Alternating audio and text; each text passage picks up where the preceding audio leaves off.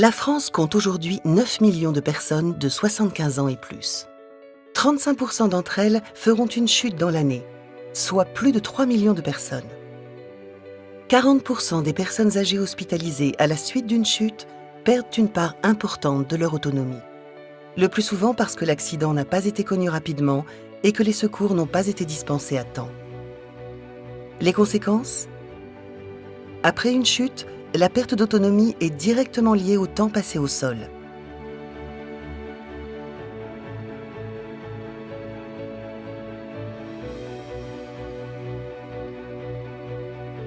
La perte d'autonomie peut être irréversible.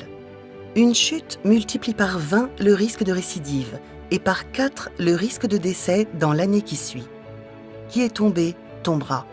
Outre la perte d'autonomie, la chute provoque la hantise d'une autre chute, la peur, la limitation spontanée des déplacements et le début de la spirale de la dépendance. Les solutions ? La téléassistance classique ?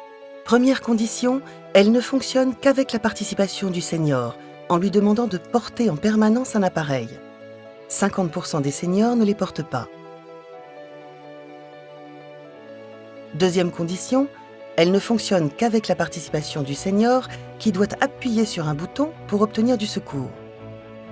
50% des seniors n'en sont pas capables. Efficacité réelle de tout système qui doit être porté et actionné par le senior ? Environ 25% d'efficacité.